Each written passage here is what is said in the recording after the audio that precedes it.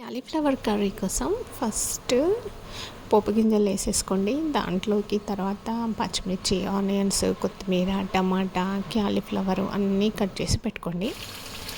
ఆయిల్లో పోపు గింజలు వేగిన తర్వాత పచ్చిమిర్చి వేయాలి. ఈ కాలీఫ్లవర్ నేను సాల్ట్ వాటర్ను సోడా ఉప్పు వేసి వాష్ చేసి వడగట్టట్లో పెట్టామండి.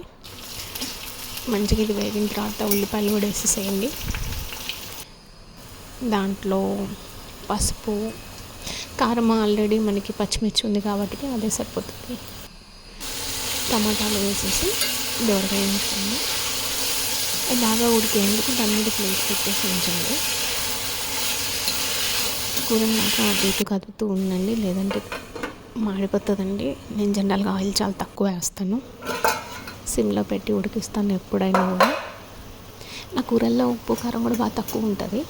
అందుకే మా మమ్మీ వాళ్ళు ఏదైనా కూర చేశానంటే కూర వేస్తే దానికి తోడు కంపల్సరీగా వాళ్ళకి చట్నీ కావాలి, ఎవరైనా సరే మా ఇంట్లో వాళ్ళు. కానీ నేను మాత్రం అస్సలు వాళ్ళు అలా ఏడిపించినా సరే ఏం చేసినా సరే ఉప్పు కారం అయితే తక్కువ వేస్తాను నేను.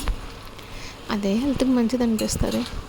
అన్నీ తినేసి హాస్పిటల్లో అమ్మటి ఉడకడం ఎందుకు అని చెప్పేసి మూత మాత్రం కంపల్సరీగా పెట్టుకోండి కర్రీ చేసేటప్పుడు ఎప్పుడైనా కూడా.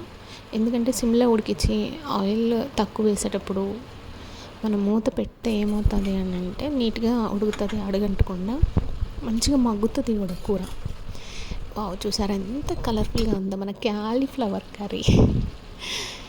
దాని మీద కొంచెం లైట్గా కొత్తిమీర వేయండి. నాకు కొత్తిమీర ఫ్లేవర్ చాలా ఇష్టం, సో అది నేను కొంచెం ఎక్కువ మోతాదులోనే వేస్తాను. నచ్చిన వాళ్ళు తక్కువ వేసుకోవచ్చు, లేదంటే స్కిప్ చేయొచ్చు. టమాటా కాంబినేషన్ ఉందంటే మా ఇంట్లో ఎగ్ కంపల్సరీ కావాలండి, అందుకే అది కూడా బాయిల్ చేశాను. Cauliflower ready.